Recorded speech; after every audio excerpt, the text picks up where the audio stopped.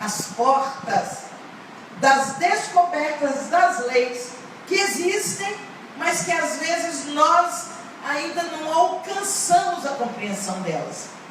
E vem outras leis, as naturais, morais, as leis divinas morais, que são aquelas que permitem que haja uma harmonia na relação do homem com a natureza, da relação do homem com o seu semelhante, na relação do homem com Deus, na relação do homem com ele mesmo. Essas leis, então, permitem que, se o homem observá-las, o homem possa viver em harmonia no universo. Mas Deus, que é todo amor, Ele, ao criar o mundo, fantasticamente, Ele criou uma só matéria.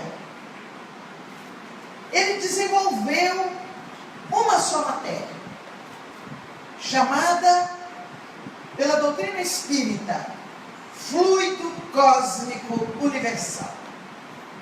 E a partir dessa matéria, desse fluido, Deus permite que haja modificações nesse fluido, e desse fluido, se originam todos os seres, se origine tudo o que existe. Tentar traduzir isso. A gente vê, por exemplo, a água. A água é uma só. Mas nós vamos encontrá-la líquida, que a gente absorve, que usa no alimento, que toma o banho. Nós vamos encontrá-la em estado gasoso, quando, por exemplo, a água ferve lá na... Existe chaleira? Não existe mais não, né? É tudo tão moderno. Oh, meu Deus. Outro dia eu estava em Belo Horizonte e eu queria encontrar com uma pessoa. E eu falei, em frente à loja tal. A pessoa me olhou e falou, hã? Meu Deus, a loja tem mais de 20 anos que não existe. Eu estou tão atrasada em certas coisas. Esse negócio da gente entrar no Zenta, 40, 50, 60, a gente vai entrando no Zenta e a gente vai ficando. Eu não sei se existe mais chaleira para ferver água. Mas está tudo tão moderno. Agora você põe lá, abre uma portinha lá no forninho, põe lá, pum, esquentou. E aí eu não preciso mais ligar o fogo no fogão para ferver a água. Mas eu adoro fazer café no coador de pano. Aí chega a gente lá em casa e fala, Joselma, mas você ainda usa isso? Ah, eu uso o café mais gostoso. Então, como eu uso, eu tenho que ferver a água. E se eu tenho que ferver a água, se eu não tenho chaleira, eu tenho uma caneca de alumínio. Bom, vocês entenderam. Fiz essa história toda para dizer para vocês que quando nós fervemos a água, ela evapora. É a mesma água, é o mesmo líquido, em outro estado, que já não é o estado líquido, é o estado gasoso. Ah, mas se eu pegar aquela água e eu sentir o calor que está todo mundo sentindo aqui nada, aqui está cheio de... Né? Nesse local aqui não, em Pernambuco, calor. Aí, se a gente coloca essa mesma água para congelar, para fazer uns gelos para a gente colocar na água ou para colocar no suco, é a mesma água em outro estado, é a mesma. Então eu dei esse exemplo da água para nós entendermos o exemplo do fluido, é o mesmo, só que ele vai sofrendo modificações. Então, se nós conseguíssemos estudar um pouco mais e refletir no que estudamos, nós iríamos daí já começar a perder essa história de vaidade, de prepotência, de complexo, que o eu sou inferior, que o outro é melhor, porque nós somos originários da mesma matéria, do mesmo fluido. Mas para chegar nas diferenças, aí nós vamos entender algo muito importante. Nós vamos entender que o fluido cósmico universal, ele sofre modificações, não como eu dei o exemplo aqui simples da água, que eu pego e põe na geladeira para fazer gelo, ou eu fervo a água, vira vapor. Não. Esse fluido vai sofrer modificações a partir, primeiramente, da condição mental daquele que a manipula. Se a pessoa tem uma mente, ela pode ser até poderosa, mas se não for uma mente envolvida por um sentimento de amor, às vezes ele não consegue modificar. Se ele tem uma condição evolutiva na vivência do amor, só o pensamento, só a fala, só o seu desejo já é acionado de outra forma, porque o pensamento foi envolvido, foi contaminado, entre aspas, o contaminado, porque não é um contaminado no sentido negativo. Ele foi imantado pelas energias do amor, da vibração boa daquela pessoa. Mas se fosse só a mente, não seria tão simples e não seria todo amor Deus. Mas ele colocou outra coisa que nós, quando saímos da condição do reino animal e que nós embarcamos para o reino hominal, nós adquirimos uma outra coisa que acelera a nossa evolução: a vontade. E essa vontade é ela que é a grande mola do progresso do universo. Eu queria saber, fazendo um parênteses, está dando para todo mundo entender? Eu estou tentando ir devagar para não ficar nenhuma confusão. Se alguém não estiver entendendo, levanta a mão que eu volto e repito alguma coisa. Tudo aí direitinho, gente? Tá?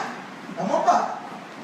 Então, a vontade é essa vibração interna, é essa virtude que somos dela possuidores, que promove essa movimentação nossa, essa arrancada nossa para o progresso. É graças à vontade, desde as coisas mais simples, que nós levantamos da cama, por exemplo, a cada manhã. Porque tem dia que a gente fala: ai meu Deus, que vontade de ficar quieto na cama, não estou dando conta.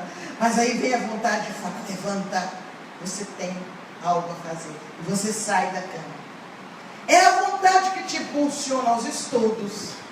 É a vontade que te leva a agir, a movimentar-se, a ajudar a modificar esse fluido cósmico universal.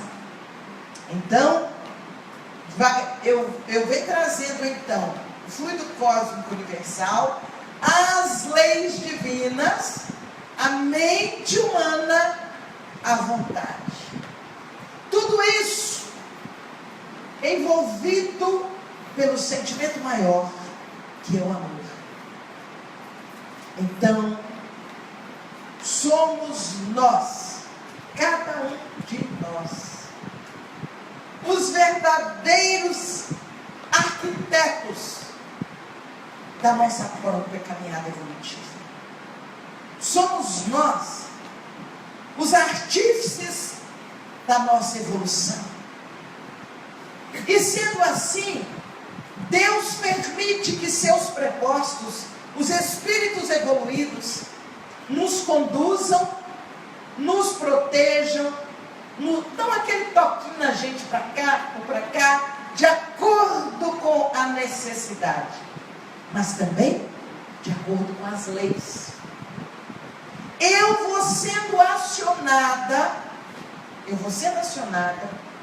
Misturando tudo isso aí, o fluido cósmico, a vontade, o pensamento, o amor, vai sendo condicionado às leis divinas, aos compromissos do passado que eu trago da reencarnação passada. E aí Mário Jorge disse assim: tudo que acontece tem uma explicação. A doutrina espírita diz: tudo que acontece tem uma razão de ser. E nada, diz a doutrina espírita, entre os vários locais das obras básicas onde nós encontramos essa afirmativa, eu posso citar a questão 536 do Livro dos Espíritos. Tudo que acontece tem uma razão de ser. E nada, absolutamente nada, acontece sem a permissão de Deus. Então soma tudo aquilo que eu já falei até agora e vamos chegar nisso aí. A razão de ser e a permissão de Deus. A razão de ser está nas coisas que eu fiz. Se você vai lá na questão 176 do Livro dos Espíritos, diz assim: qual é o objetivo da reencarnação? É consertar os desacertos do passado e progredir. Então eu venho, eu conserto as bobagens que eu fiz lá atrás e agora eu estou corrigindo para progredir.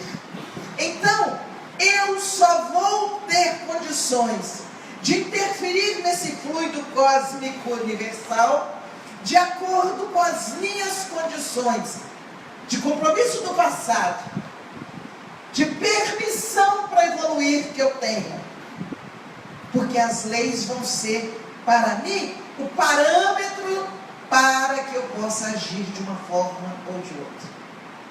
E aí, lá no Livro dos Médiuns vai explicando que nesse grande laboratório do mundo invisível, desse mundo que nós não vemos, que nós às vezes não entendemos, estão os espíritos, nós mesmos, sem essa matéria, sem o corpo físico, que eles, pela vontade, pela força da lei, pela força do amor, por tudo que eu já falei até aqui, eles são capazes de construir pela própria mente até a vestimenta com que se apresentam.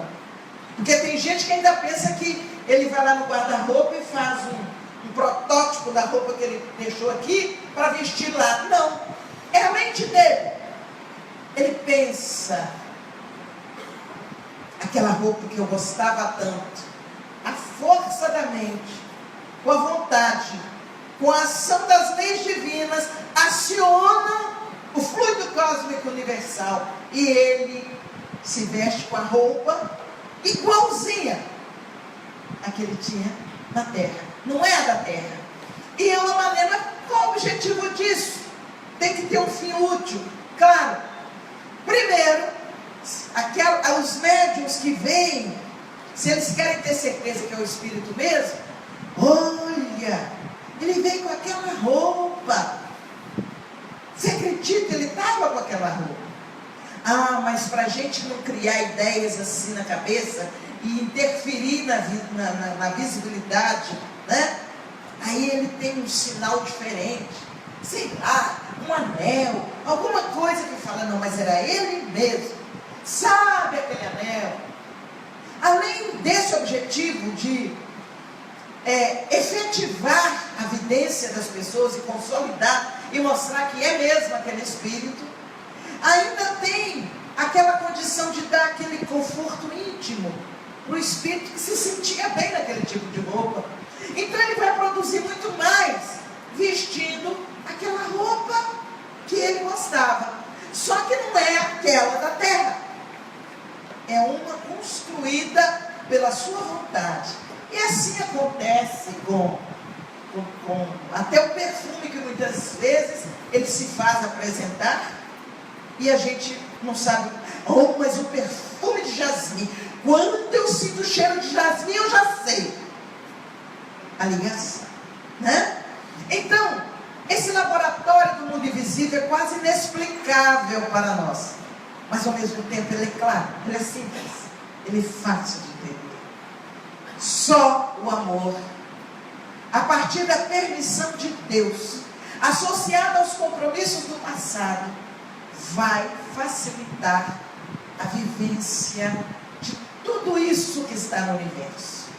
E quanto mais o Espírito evolui, quanto mais o Espírito aprende a amar e ama, mais ele é capaz de modificar esse fluido cósmico universal, que é a matéria origem de todos nós. Isso vem explicar em muitas circunstâncias o que acontece, por exemplo, na produção da pomada Vovô Pedro. Aliás, a primeira grande defesa, a gente sabe que o trabalho do amor não precisa de defesa, mas às vezes, para fazer alguém raciocinar, são escritos documentos, páginas, textos. E o primeiro grande texto em defesa da validade da pomada Vovô Pedro foi escrito por um jornalista espírita já desencarnado, Gil Restani, que fez uma página linda de um jornal espírita, partindo do capítulo 8 do Livro dos Médiuns, o Laboratório do Mundo Invisível. E aí ele vai mostrando que não tem dúvida, não é milagre, não existem rituais, só tem que existir amor, caridade e disciplina. Por quê? O que nós conseguimos hoje com a fórmula da pomada não nasceu de uma hora para outra assim, um estalar de dedos. O Espírito que trouxe a fórmula da pomada, ele trabalhou por séculos. Não pensemos nós que é só eu querer mudar e que a coisa muda. Agora eu quero ser loira dos olhos azuis, cabelos cacheados. Vou mudar. Não é assim. Há todo o processo, dentro daquilo que eu disse: merecimento, permissão, lei, vontade, pensamento. Olha quanta coisa. Esse Espírito, ele estava na época de Jesus, encarnado, como um sacerdote. Sacerdote naquela época era considerado iniciado, porque ele detinha os poderes da medicina da época, ele detinha os recursos mediúnicos mais avançados, ele detinha conhecimentos que só eram permitidos a eles alcançar. Ele era altamente respeitado, amado, e era chefe dos outros. Imagina a condição evolutiva e intelectual desse espírito. E de repente começa a surgir nele uma alteração na pele, e aquilo começa a crescer e vira uma ferida. E ele, o mestre dos mestres encarnados, ele lida de todas as formas, manipula elementos de todas as formas. Ele faz ungüentos, ele faz cataplasmas, ele faz de tudo e não consegue. E ele começa a ficar envergonhado. Como é que eu posso ser o mestre dos mestres se eu não dou conta de cuidar da minha ferida? E ele era tão um grau evoluído no aspecto do seu grupo, que quando Jesus nasce, ele recebe a incumbência dos outros para ele representá-los e ir visitar o menino e sua mãe Maria e ficar de olho para ver se era ele mesmo, se era o Messias prometido mesmo, se era mesmo Jesus. Essas coisas que espírita costuma fazer para checar se o outro é médium de verdade. Fulano, Observa isso assim. Bate o olho. Só que nós assim temos um tititi que entra vaidade e entra não sei o que. Não. Mas a gente arruma um jeito de saber se o outro, será que ele está falando a verdade? Será que esse médium, vamos dar uma checada. Ó fulano, vamos pôr ele para falar o tema, você fica de olho para ver como é que... Mais ou menos por aí. E assim fizeram com o mestre.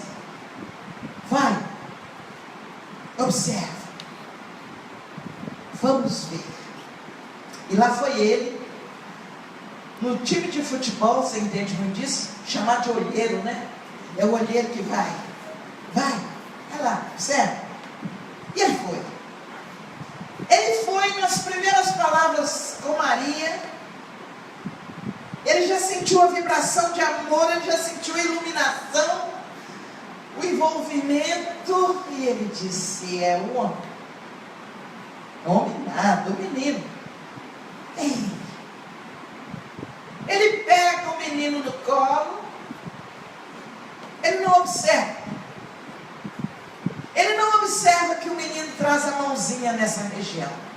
E ele ali fica, conversa, e ele se encanta com o assunto que Maria desenvolve. E ele fica até com vontade de ficar por ali conversando sem parar. É assim que a gente fica quando encontra um com o outro e que o assunto tem sumo, né? A gente quer continuar conversando e tal. Mas chegou a hora, ele tinha que voltar, tinha que ir embora. Aí ele despede e tal, e entra no veículo, puxado por animais, e entra pelas estradas poeirentas, voltando para a sinagoga.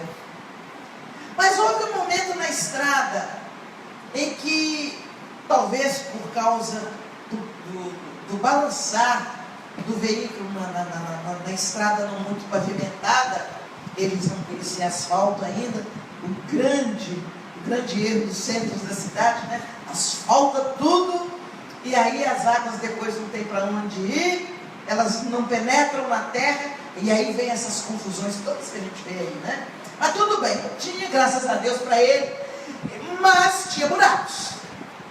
E é um momento então que ele levanta o braço para se segurar no veículo. E ele faz um movimento mais brusco. E ele não sentiu dor. Ele estranhou, porque a dor era quase incontrolável. Ele traz a mão, ele não sente, passa. Ele faz o sinal para o condutor do veículo que parasse. E ali, na estrada poeirenta, ele desce, ele ajoelha, agradece ao Pai Todo-Poderoso, a certeza de que era o Cristo, o Messias, que foi o primeiro. Poderíamos dizer um dos primeiros milagres não narrados, inclusive, pelo Evangelho. Então ele sente aquela emoção e ele agradece. E de joelhos na estrada poeirenta ele promete algo. Ele diz assim: eu hei de procurar um medicamento que perdure e que cure todas as feridas. E quando ele dizia todas as feridas, certamente ele não percebia que ele falava nas feridas físicas e morais. A partir dali, ele continua com suas pesquisas, com seu trabalho, com suas orações, evoluindo. Ele volta dentro da lei em outro processo reencarnatório. E ele chega perto. Ele trabalha com homeopatia. A homeopatia que é o medicamento que alcança o perispírito. E ele trabalha com homeopatia, e ele vai, ele volta, ele vai, ele volta. Ele vem como mestre. E como mestre, ele torna a chegar pertinho. E ele movimenta um magnetismo. Ele consegue, foi até chamado de charlatão. Estava na época da pesquisa. Ele foi criticado pelos seus pares médicos, que quando ele já estava velhinho, com seus 90 e alguns, eles quiseram homenageá-lo, e ele delicadamente agradeceu e disse: eu não dou conta de viajar a ir até vocês, eu agradeço a homenagem, mas eu não vou aí receber o prêmio. Isso ele já velhinho, ele não estava preocupado com o prêmio material, mas ele foi altamente criticado, mas não impediu, a crítica não impediu que a perseverança, tudo tem uma razão de ser, e nada acontece sem a permissão de Deus. O compromisso do passado, a gratidão a Deus que ele tinha, etc, etc, etc, fez com que ele permanecesse. E na época que ele lida com o magnetismo, ele magnetiza uma árvore e faz as pessoas doentes passar debaixo da árvore magnetizada. E a árvore, entre aspas, milagre, cura as pessoas. Magnetizou um violino e colocou numa sala vários doentes, e um músico tocando violino, e as pessoas se curaram. Ah, mas isso é influência mental, foi sugestão mental. Ele não estava preocupado com isso. Ele trabalhou com magnetismo, deixou as pontas da descoberta. Kardec, que era quase contemporâneo dele, trabalha com todo aquele magnetismo que Mesmer, entre aspas, descobre, né? E proporciona aos espíritas e a outros seguidores de outras doutrinas a oportunidade de estudar a veiculação da cura através do magnetismo. O magnetismo animal oferecido pelo homem encarnado, associado ao magnetismo espiritual que vibra no universo, e surge a transformação de tecidos, de órgãos que se curam ou são curados através da ação do magnetismo.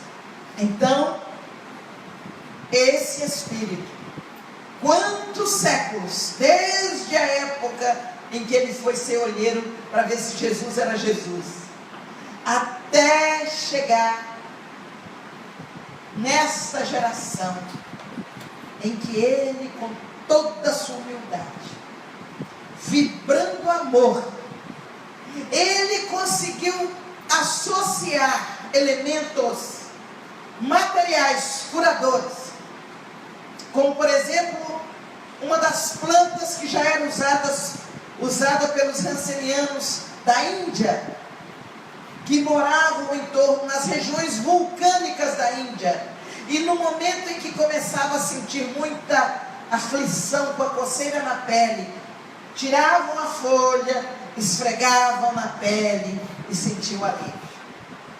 Ele traz essa planta para ser utilizada.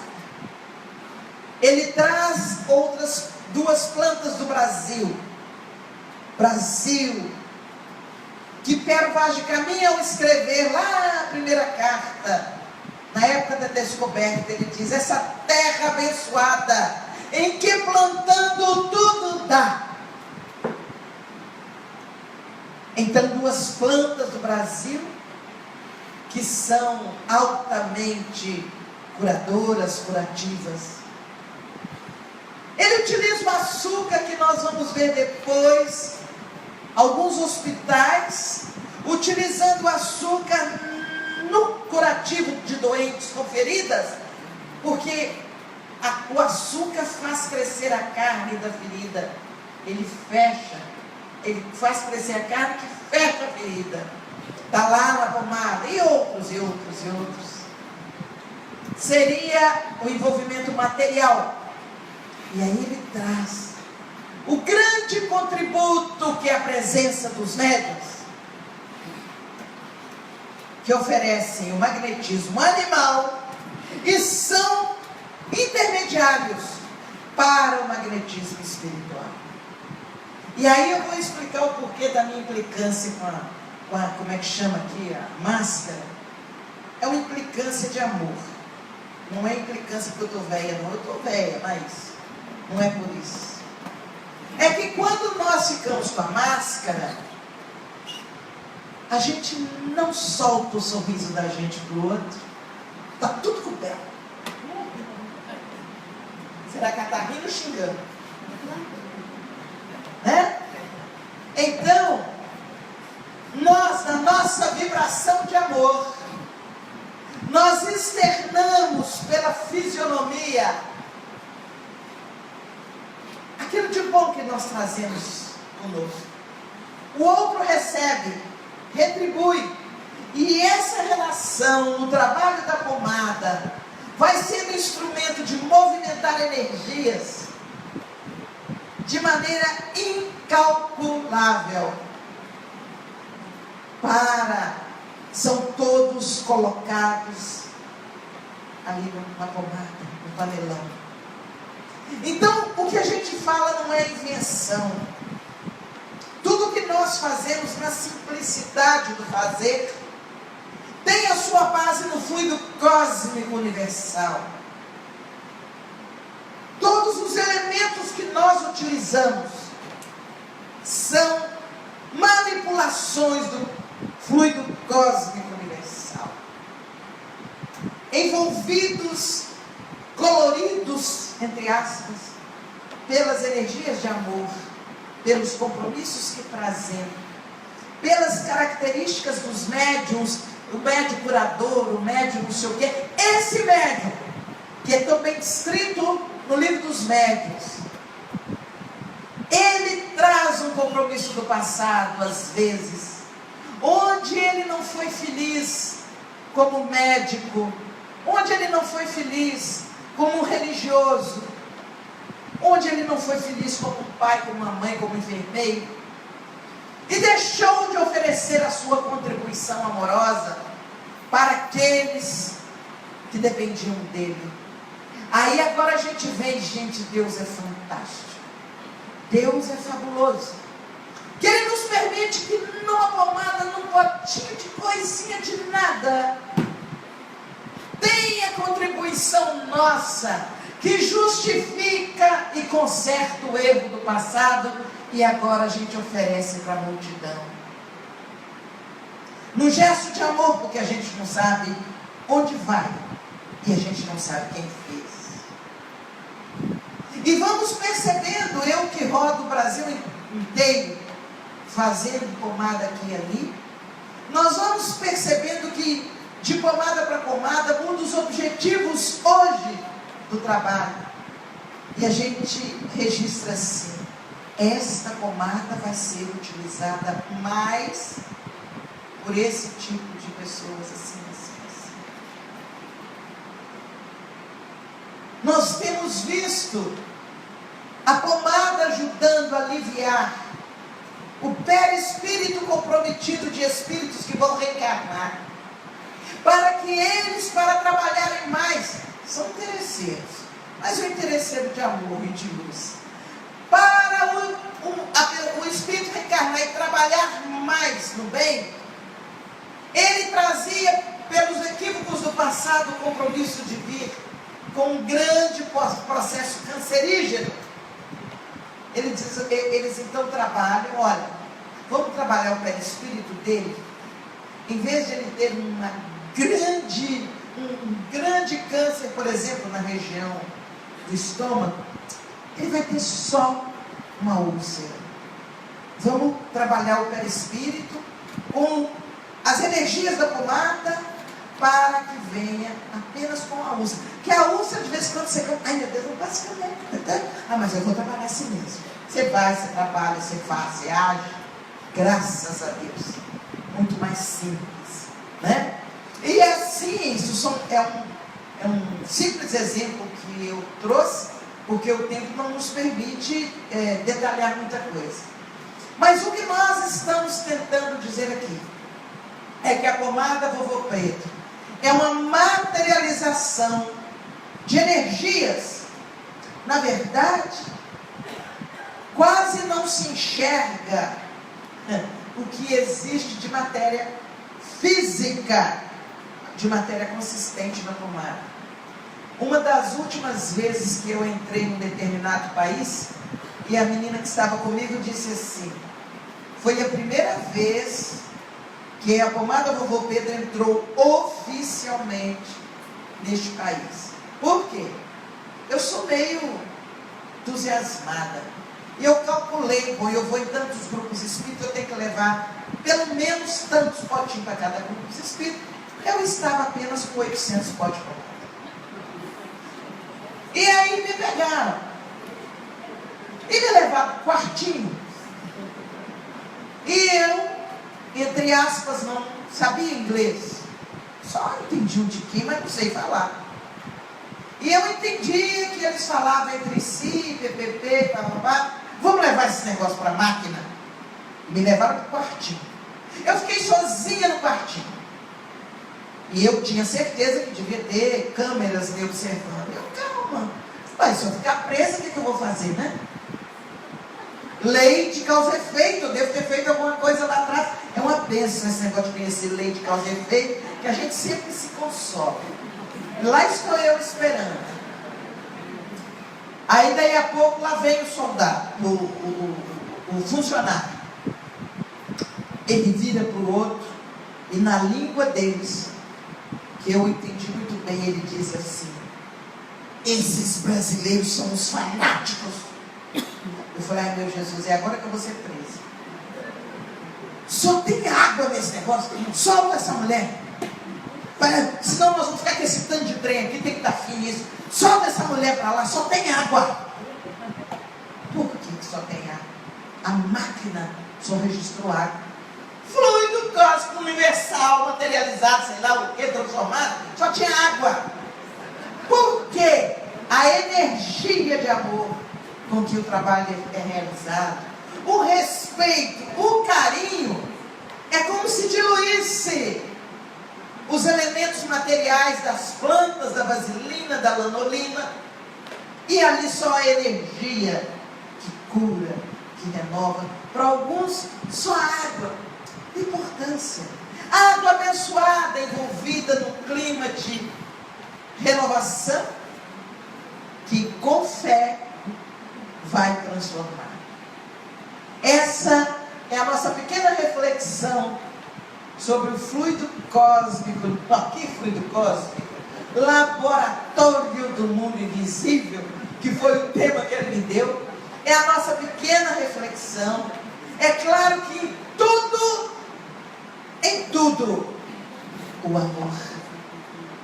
Desde o verme que no subsolo labora, até os astros infinitos, nas galáxias infinitas e desconhecidas por nós, vibra o amor.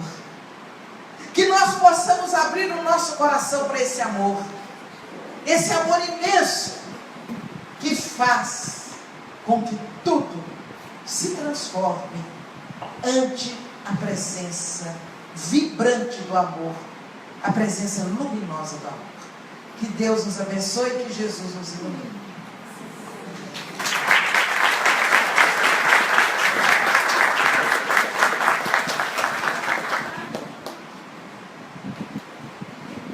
Um dia, quando o Nunes se encontrava ainda aqui, reencarnado, lá embaixo, nós não tínhamos esse salão ainda, eu perguntava: ô Nunes, é necessário ter fé para essa pomada ter efeito?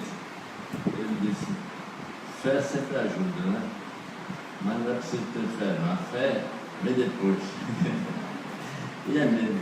Aí tem pessoas que são de outra religião, né, que tudo que ajudar não precisa ter rótulo. Mas tira o rótulo da pomada sem rótulo, a pessoa fica boa, quando vem a buscar, né, se eu estou precisando dessa pomada, eu melhorei, fiquei com não sei o que, tá?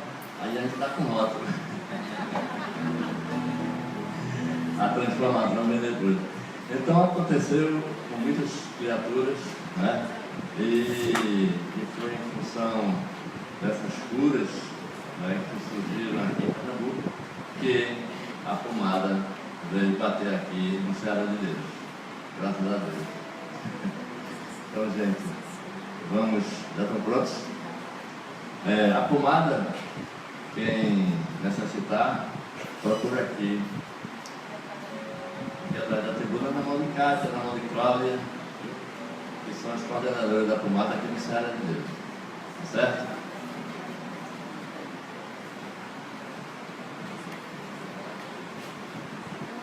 Tem a música da pomada para terminar e fazer a prece aqui com o nosso irmão Dalva, veio da Paraíba, que vai ficar nos trabalhos. Ela, com a da pomada, a Paraíba.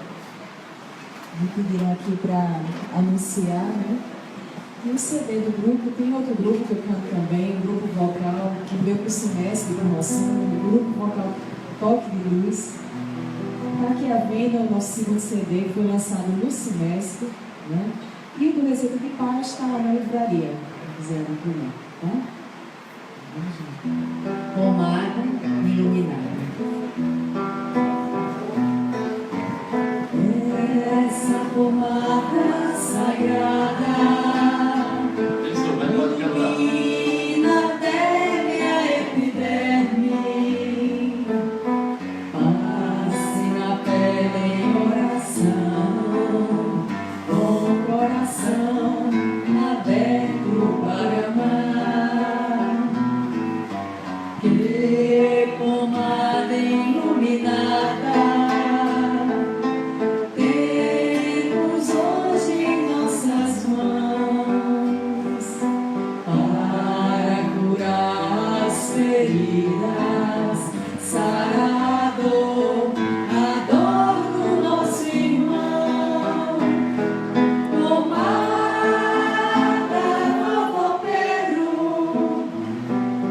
não existe nada igual, com poder não sei igual, para aliviar e depois curar. Pomada Novo Pedro, não existe nada igual, com poder não sei igual, para aliviar e depois curar. Ao usar essa pomada, não seremos mais os mesmos, pois o mesmo já sentimos dentro dos nossos corações. Esse amor que vem do alto cura os corações aflitos, trazendo alento para o corpo e para o nosso espírito. Pomada Novo Pedro, não existe nada igual, com poder não sei igual, para aliviar e depois curar. Pomada Novo Pedro, não existe nada igual, com poder não sei igual, para aliviar e depois curar.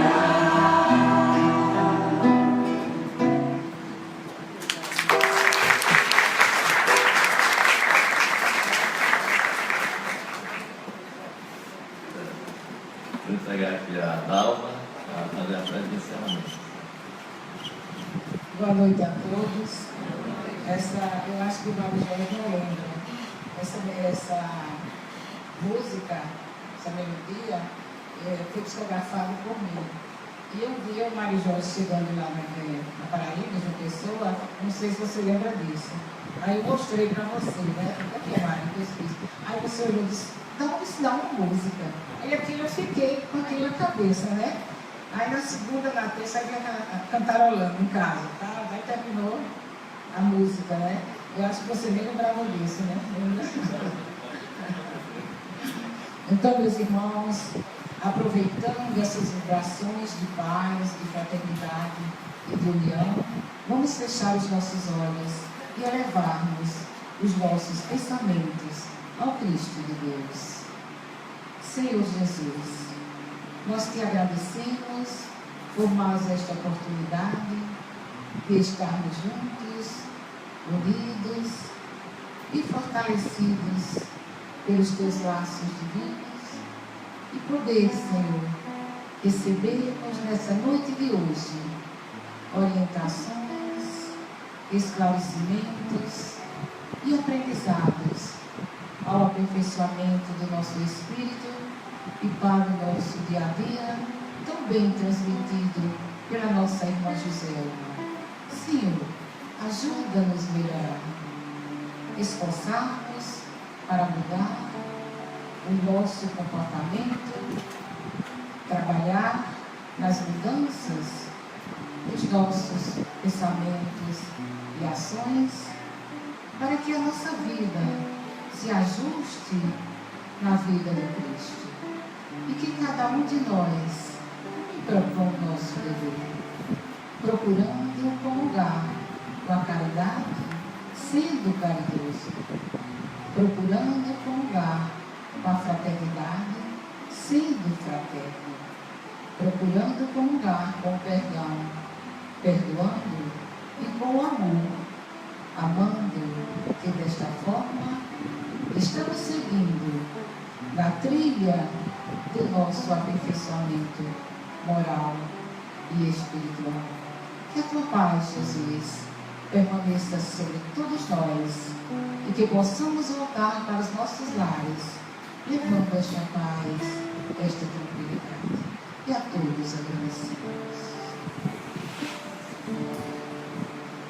Então, reiterando os votos de muita paz, de muitos progressos espirituais, em nome de Deus e em nome de Jesus, encerramos o trabalho dessa noite.